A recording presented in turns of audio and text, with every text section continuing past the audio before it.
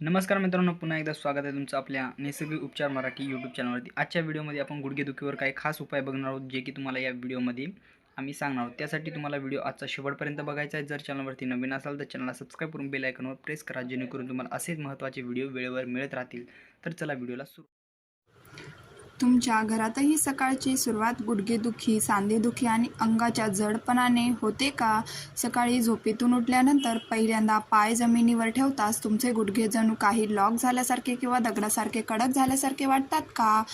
कधी तुम्ही हे लक्षात घेतलं आहे का की सकाळी उठल्यावर शरीर तुमची साथ देत नाही, जणू प्रत्येक सांधा आखडून गेला आहे आणि अंगात लवचिकताच उरलेली नाही?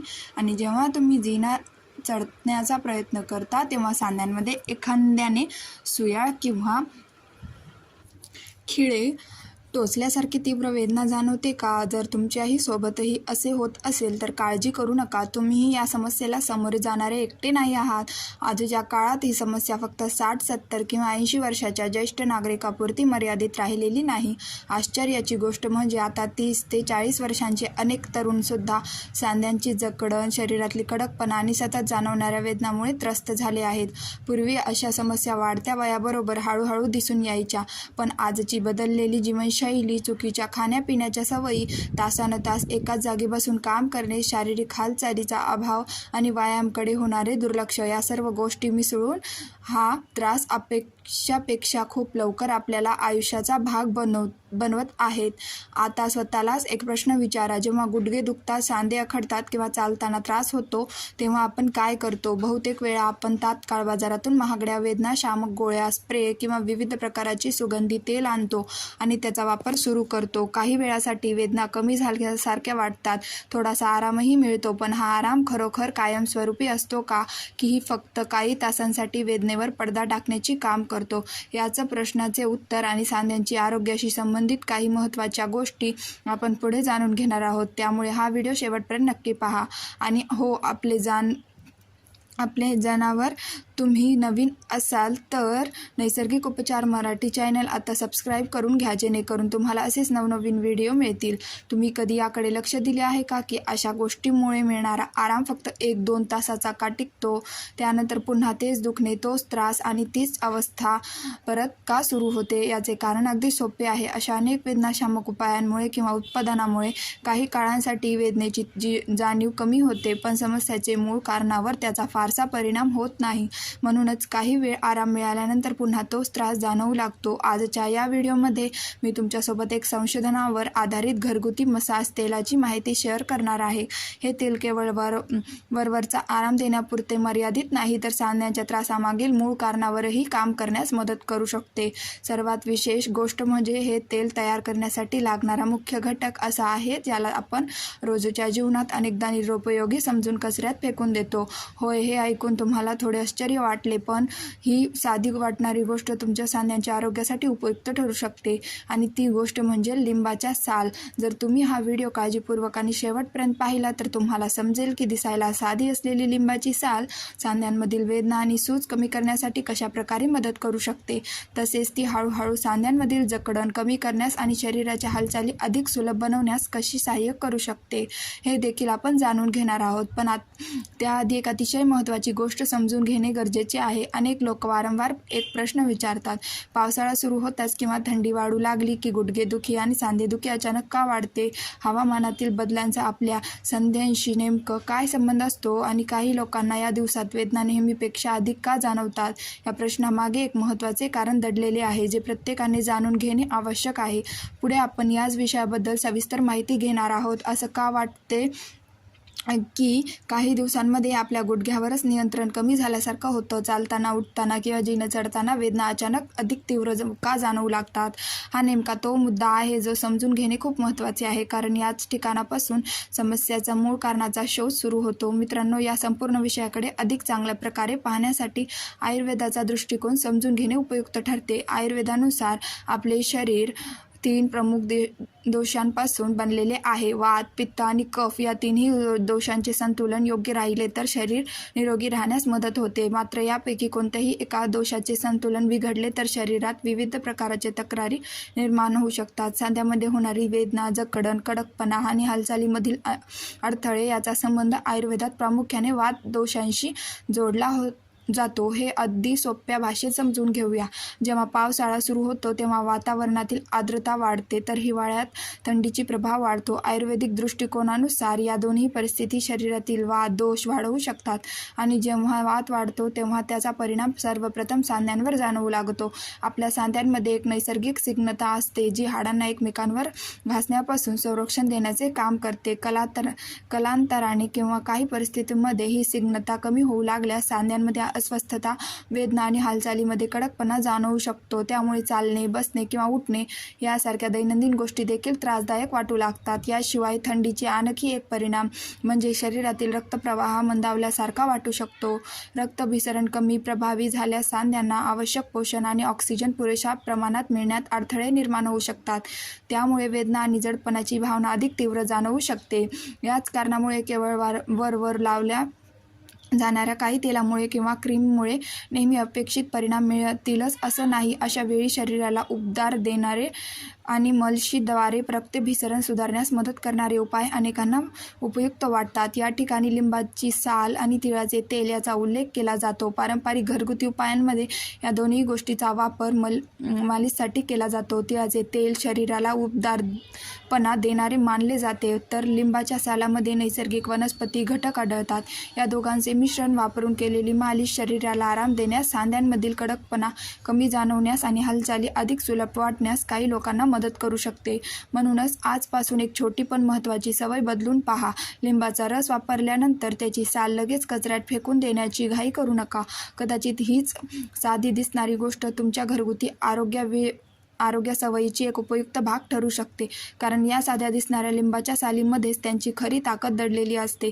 अनेक संशोधनामध्ये असे आढळून आले आहे की लिंबाच्या सालीमध्ये लिमोनिन नावाचा एक नैसर्गिक संयुग आढळते. हे संयुग शरीरातली सूज कमी करण्यास मदत करणाऱ्या घटकांपैकी एक मानले जाते.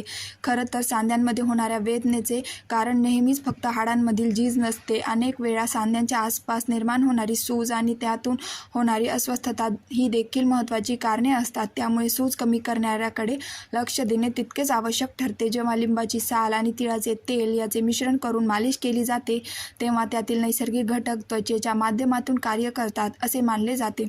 नियमित मालिशमुळे त्या भागातील रक्तभिसरण सुधारण्यास मदत होऊ शकते, ज्यामुळे सांध्यांमध्ये हलकेपणा आणि आराम जाणवू शकतो. याशिवाय लिंबाच्या सालीमध्ये फ्लॅवोनॉइड्स आणि व्हिटॅमिन सी सारख्या महत्त्वाचे पोषक घटकही आढळतात. हे घटक शरीराच्या ऊर्तीच्या आरोग्यासाठी उपयुक्त मानले जातात. सांध्यांमधील कार्टिलेज आणि त्यांना आधार देणाऱ्या संरचनाच्या देखभालीमध्ये कोलेजन या प्रथिनाची महत्त्वाची भूमिका असते. वय वाढत असताना किंवा काही कारणामुळे या प्रक्रियेमध्ये बदल होऊ शकतात, ज्याचा परिणाम सांध्यांच्या आरोग्यावर दिसून येतो. या पारंपरिक तेलाचा वापर केल्याने सांध्याभोवतीच कडकपणा कमी जाणवण्यास मदत होऊ शकते. अनेकांना नियमित मालिशमुळे चलणे, उठणे, बसणे किंवा जिने चढणे यासारख्या दैनंदिन हालचाली अधिक सुलभ वाटू लागतात. सकाळी उठल्यावर जाणवणारा जडपणा आणि आखडलेपणाही हळूहळू कमी होत असल्याचा अनुभव काही लोक सांगतात. विशेष म्हणजे ज्यांच्या सांध्यांमध्ये दीर्घकाळापासून त्रास आहे त्यांनाही मालिशमुळे काही प्रमाणात आराम मिळू शकतो. कारण मालिशमुळे स्नायूंना शीतलता मिळते, रक्तप्रवाह सुधारतो आणि सांध्यांचा आसपासचा ताण कमी होण्यास मदत होते. म्हणूनच हे केवळ एक साधा घरगुती उपाय म्हणून पाहू नका. योग्य पद्धतीने आणि नियमितपणे वापरल्यास हा उपाय तुमच्या दैनंदिन आरोग्य सवयी एक उपयुक्त भाग ठरू शकतो. आता पुढचा महत्त्वाचा प्रश्न येतो, हे तेल नेमकं तयार कसे करायचे? कारण कोणतेही घरगुती उपाय प्रभावी ठरण्यासाठी तो योग्य पद्धतीने तयार करणे आणि वापरणे आवश्यक असते. जर तयार करताना काही चूक झाली तर अपेक्षित परिणाम मिळणे कठीण होऊ शकते. म्हणून पुढील भागात आपण अगदी सोप्या आणि टप्प्याटप्प्याने पद्धतीने हे तेल घरी कसे तयार करायचे ते जाणून घेणार आहोत. त्यासोबतच काही महत्त्वाच्या जीवनशैलीच्या सवयी आणि आहारातील अशा गोष्टींबद्दल चर्चा करू ज्या तुमच्या सांध्यांच्या आरोग्यासाठी फायदेशीर ठरू शकतात. त्यामुळे हा व्हिडिओ शेवटपर्यंत नक्की पहा, कारण पुढे मिळणारी माहिती तुमच्या दैनंदिन आयुष्यात खरोखरी उपयोगी पडू शकते. चला तर मित्रांनो, आता आपण या संपूर्ण माहितीबद्दल सर्वात महत्त्वाच्या भागाकडे वळूया, तो म्हणजे हे तेल योग्य पद्धतीने कसे तयार करायचे. कारण कोणताही घरगुती उपाय तेव्हाच परिणामकारक ठरतो जेव्हा तो योग्य पद्धतीने बनवला आणि वापरला जातो. या तेलासाठी आपण अशा घटकांची निवड करणार आहोत जे शरीराला उबदारपणा देणारे आहेत आणि पारंपरिक दृष्टिकोनातून वेदना व अस्वस्थता कमी करण्यासाठी उपयुक्त मानले जातात. उद्देश फक्त काही काळासाठी आराम मिळवणे नाही, तर सांध्यांच्या आरोग्याला आधार देणाऱ्या घटकांचा उपयोग करणे आहे. अनेक जण मला एक प्रश्न विचारतात, बाजारात मिळणाऱ्या तेलामध्ये आणि आपण घरी बनवत असलेल्या तेलामध्ये नेमका फरक काय आहे? हा फरक समजून घेणे खूप महत्त्वाचा आहे. बाजारात मिळणारी अनेक तेल किंवा मलम लावल्यानंतर लगेच थंडावा किंवा उबदारपणाची जाणीव करून देतात. त्यामुळे काही वेळासाठी आराम मिळाल्यासारखं वाटते, मात्र प्रत्येक उत्पादनाची कार्यक्षमता वेगवेगळी असू शकते. त्याउलट आपण तयार करत असलेले हे तेल नैसर्गिक घटकांवर आधारित आहे आणि पारंपरिक घरगुती पद्धतीमध्ये याचा वापर केला जातो. आता पाहूया या तेलातील सर्वात महत्त्वाचा घटक. सर्वप्रथम लागणारे आहे लिंबाची साल. बहुतेक लोक लिंबाचा रस काढल्यानंतर त्याची साल निरुपयोगी समजून फेकून देतात, पण प्रत्यक्षात अनेक उपयुक्त नैसर्गिक घटक याच सालीमध्ये आढळतात. तुम्हाला एक मोठे ताजे लिंबू घ्यायचे आहे. त्यावरील फक्त पिवळा बाहेरील भाग हलक्या हाताने किसून घ्यायचा आहे. एक गोष्ट विशेष लक्षात ठेवा, आतील पांढरा भाग वापरायचा नाही, कारण तो चवीला कडवट असतो आणि आपल्याला आवश्यक असलेले सुगंधी नैसर्गिक घटक प्रामुख्याने बाहेरील पिवळ्या थरातच आढळतात. लिंबाच्या सालीमध्ये लेमोनिन नावाचे नैसर्गिक संयुग आढळतात. याचा घटकामुळे लिंबाला त्याचा वैशिष्ट्यपूर्ण सुगंध मिळतो. अनेक संशोधनामध्ये या संयुगाच्या गुणधर्मावर अभ्यास करण्यात आला आहे. त्यामुळे लिंबाची साल पारंपरिक घरगुती उपायामध्ये विशेष महत्त्वाची मानली जाते. आता या तेलाचा दुसरा आणि तितकाच महत्त्वाचा घटक पाहूया, तो म्हणजे तिळाचे तेल. हे संपूर्ण मिश्रण तयार करण्यासाठी तुम्हाला साधारणपणे 100 मिली तिळाचे तेल लागेल. आयुर्वेदामध्ये तिळाच्या तेलाला विशेष महत्त्व दिले गेले आहे. शरीराला उबदारपणे देणाऱ्या आणि मालिशसाठी उपयुक्त असे तेल म्हणून त्याचा वापर अनेक वर्षापासून केला जात आहे.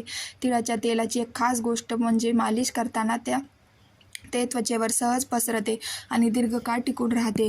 त्यामुळे सांधे, स्नायू आणि शरीरातील कडकपणा जाणवणाऱ्या भागावर त्याचा वापर मोठ्या प्रमाणावर केला जातो. जर काही कारणांमुळे तिळाचे तेल उपलब्ध नसेल तर तुम्ही शुद्ध मोहरीचे तेल देखील वापरू शकता.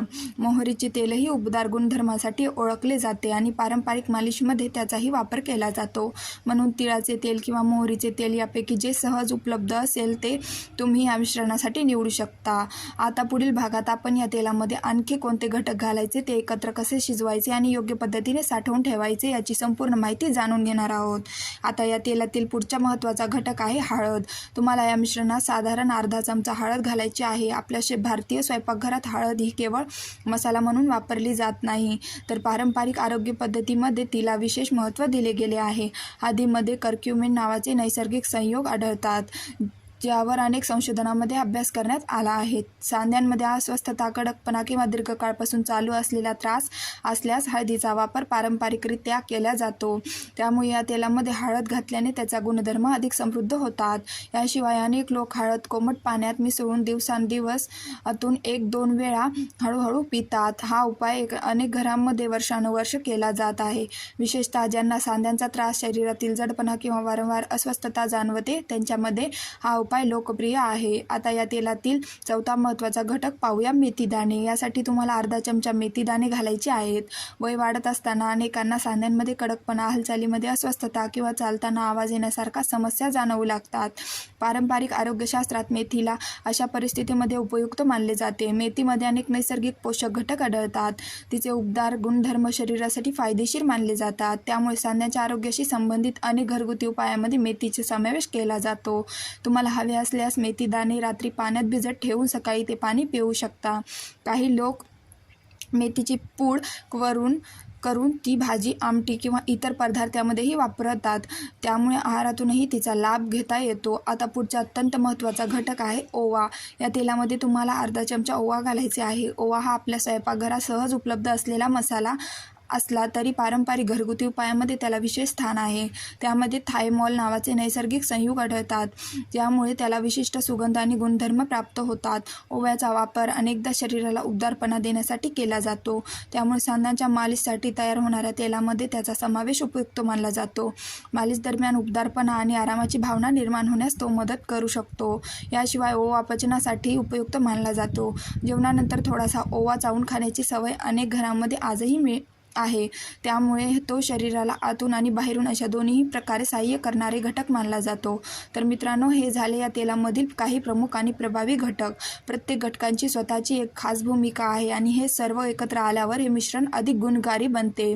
पण अजून एक महत्त्वाचा घटक बाकी आहे जो या तेलाची ताकद आणखी वाढवतो, तो म्हणजे लवंग. या तेलामध्ये तुम्हाला 3 ते 4 लवंगा घालायचे आहेत. लवंगामध्ये युझेनॉल नावाचे नैसर्गिक संयुग आढळते. याच घटकामुळे लवंगेला तिचा तीव्र सुगंध आणि वैशिष्ट्यपूर्ण गुणधर्म प्राप्त होतात. अनेक पारंपरिक घरगुती उपायामध्ये लवंगेचा वापर केला जातो. तुम्हीही अनुभवले असेल की दातदुखींच्या वेळी लवंग वापरण्याचा सल्ला अनेकदा दिला जातो. त्यांच्या कारणामुळे शरीरातील विविध भागांच्या मालिशसाठी तयार होणाऱ्या तेलामध्येही लवंगाचा समावेश केला जातो. याशिवाय काही लोक दिवसातून एकदा लवंगाचा हलका काढा किंवा चहा तयार करून पितात. यासाठी साधे पाणी घेऊन त्यात 2 ते 3 लवंगा टाकून काही मिनिटे उकळायचे आणि नंतर ते पाणी हळूहळू प्यायचे. हा उपायाने घरामध्ये पारंपरिकरित्या केला जातो. आता आपल्याकडे सर्व आवश्यक घटक तयार झाले आहेत. पुढील भागात आपण हे सर्व पदार्थ योग्य प्रमाणात एकत्र करून योग्य तापमानावर शिजवून आणि सुरक्षितपणे साठवून हे तेल नेमके कसे तयार करायचे याची संपूर्ण स्टेप बाय स्टेप माहिती जाणून घेणार आहोत. पण त्या अगोदर चॅनलला सबस्क्राईब करून बेल आयकॉनवरती प्रेस करा, जेणेकरून तुम्हाला वेळेवर व्हिडिओ मिळतील, म्हणून नक्की सबस्क्राईब करा. आता येतो या तेलातील सर्वात खास आणि प्रभावी मानला जाणारा घटक, भीमसेनी कापूर. यासाठी तुम्हाला भीमसेनी कापूरचे 2 ते 3 छोटे तुकडे घ्यायचे आहेत. एक गोष्ट विशेष लक्षात ठेवा, हा नेहमी पूजेसाठी वापरला जाणारा साधा कापूर नसून पारंपरिक आयुर्वेदिक वापरता ओळखला जाणारा भीमसेनी कापूर आहे. या कापूरची भूमिका खूप महत्त्वाची मानली जाते. तेलामधील इतर नैसर्गिक घटकांचा प्रभाव त्वचेपर्यंत अधिक चांगल्या प्रकारे पोहोचवण्यासाठी तो मदत करतो, असे पारंपरिक मानले जाते. त्यामुळे संपूर्ण मिश्रणाची पारंपरिकरित्या वाढवण्यास हातभार लागू शकतो. आता हे तेल तयार करण्याची योग्य पद्धत समजून घेऊया, कारण अनेक लोक याच टप्प्यावर चूक करतात आणि मग अपेक्षित परिणाम मिळत नाही. सर्वप्रथम लोखंडी किंवा स्टीलची एक स्वच्छ कढई घ्या. त्यामध्ये 100 मिली तिळाचे तेल किंवा मोहरीचे तेल घाला. गॅस अगदी मंद आचेवर ठेवा. हा टप्पा अत्यंत महत्त्वाचा आहे. आता या तेलामध्ये 1 ते 2 लिंबाची किसलेली पिवळा साल, अर्धा चमचा हळद, अर्धा चमचा मेथी दाणे, अर्धा चमचा ओवा आणि 3 ते 4 लवंगा घाला. यानंतर हे मिश्रण मंद आचेवर सावकाश गरम होऊ द्या. लक्षात ठेवा, तेल जळू द्यायचे नाही. आपल्याला फक्त या सर्व घटकांचे नैसर्गिक गुणधर्म तेलामध्ये उतरू द्यायचे आहेत. काही वेळाने लिंबाच्या सालीचा रंग हलका तपकरी होऊ लागते, तेव्हा समजा की तेल योग्य प्रकारे तयार होत आहे. यानंतर गॅस बंद करा आणि तेल थोडे थंड होऊ द्या. तेल कोमट अवस्थेत असल्यानंतर त्यामध्ये भीमसेनी कापूर बारीक करून घाला. एक गोष्ट लक्षात ठेवा, कापूर कधीही उकळता किंवा खूप गरम तेलात टाकू नका, अन्यथा त्यातली सुगंधी घटक लवकर उडून जाऊ शकतात. तेल पूर्णपणे थंड झाल्यावर ते गाळून एक स्वच्छ काचेच्या बाटलीमध्ये भरून ठेवा. अशा प्रकारे तुमची घरगुती मसाज तेल तयार होईल. आता प्रश्न येतो, हे तेल वापरायचे कसे? कारण योग्य वापर केल्यास त्याचा जास्तीत जास्त फायदा मिळू शकतो. सर्वप्रथम ज्या भागात वेदना किंवा जकडण जाणवते त्या भागावर साधारण 5 मिनिटे कोमट शेक द्या. यासाठी हॉट वॉटर बॅगचा वापर करू शकता, त्यामुळे स्नायूंना आराम मिळण्यास मदत होते. यानंतर तयार केलेले तेल थोडेसे कोमट करा आणि प्रभावित भागावर हलक्या हाताने गोलाकार हालचाली करत 10 ते 12 मिनिटे मालिश करा. खूप जोर लावण्याची गरज नाही, शांतपणे आणि आरामात मालिश करायची आहे. मालिश झाल्यानंतर तो भाग सुती कपड्याने झाकून ठेवू शकता, त्यामुळे उबदारपणा काही काळ टिकून राहण्यास मदत होते. अनेक लोक नियमितपणे रात्री झोपण्यापूर्वी अशा प्रकारे मालिश करतात. काही काळ सातत्याने केल्यानंतर शरीरातील कडकपणा कमी झाल्यासारखा वाटणे, चालणे अधिक सुलभ होणे किंवा सकाळचा जडपणा कमी जाणवणे असे अनुभव काही लोक सांगतात. मात्र एक महत्त्वाची गोष्ट लक्षात ठेवा, केवळ बाहेरून तेल लावणे पुरेसे नाही, शरीराला आतून योग्य पोषण मिळणेही तितकेच आवश्यक आहे. सांध्याच्या आरोग्यासाठी संतुलित आणि पौष्टिक आहार घेणे महत्त्वाचे आहे. कॅल्शियम, प्रथिन आणि इतर आवश्यक पोषक तत्वांनी समृद्ध पदार्थ आहारात समाविष्ट करा. सकाळी 2 भिजवलेले अक्रोड चावून खाण्याची सवय आणि आरोग्यतज्ञ उपयुक्त मानतात. तसेच दिवसभर पुरेसे पाणी पिणेही अत्यंत महत्त्वाचे आहे. शरीरात पाण्याची कमतरता असल्यास थकवा आणि जडपणा अधिक जाणवू शकतो. शरीराचे वजन नियंत्रणात ठेवणे देखील गरजेचे आहे, कारण आपल्या शरीराची बहुतांश वजन गुडघ्यांवर आणि सांध्यांवर येत असते. वजन वाढल्यास त्यांच्यावरचा ताणही वाढू शकतो. याशिवाय रोज जेवणानंतर किमान 15 मिनिटे हलके चालण्याची सवय लावा. यामुळे शरीर सक्रिय राहण्यास आणि रक्तभिसरण सुरळीत राहण्यास मदत होते. आणखी एक सोपी सवय म्हणजे झोपण्यापूर्वी पायांच्या तळव्यांना हलक्या हाताने मालिश करणे आणि पारंपरिक आरोग्य पद्धतीमध्ये याला विशेष महत्त्व दिले गेले आहे. मित्रांनो, लिंबाची साल आणि आपण अनेक वर्षापासून निरुपयोगी समजून फेकून देतो आलो आहोत, तीच काही पारंपरिक घरगुती उपायांमध्ये महत्त्वाचे घटक मानली जाते. घरातील ज्येष्ठ व्यक्ती असो किंवा सांध्याच्या त्रासामुळे त्रस्त असलेली कोणतीही व्यक्ती योग्य जीवनशैली, संतुलित आहार आणि अशा घरगुती सवयी एकत्रितपणे उपयोगी ठरू शकतात. उन्हाळ्याच्या दिवसांमध्ये काही लोक लिंबाच्या सालीचा हलका काढा किंवा चहा देखील बनवतात. हा उपायाने घरांमध्ये पारंपरिक पद्धतीने केला जातो. मला आशा आहे की आजची ही माहिती तुम्हाला आवडली असेल आणि मी तुमच्यासाठी उपयुक्त ठरेल. अशाच आरोग्याविषयक उपयुक्त माहितीसाठी नैसर्गिक उपचार मराठी चॅनलसोबत जोडलेले राहा. व्हिडिओ आवडला असेल तर त्याला लाईक करा, आपल्या मित्रपरिवाराबरोबर शेअर करा आणि चॅनलला नवीन असाल तर नैसर्गिक उपचार मराठी चॅनलला सबस्क्राईब करायला विसरू नका. पुन्हा भेटूया एक नव्या आणि उपयुक्त माहितीसह. तोपर्यंत धन्यवाद आणि आपल्या आरोग्याची काळजी घ्या.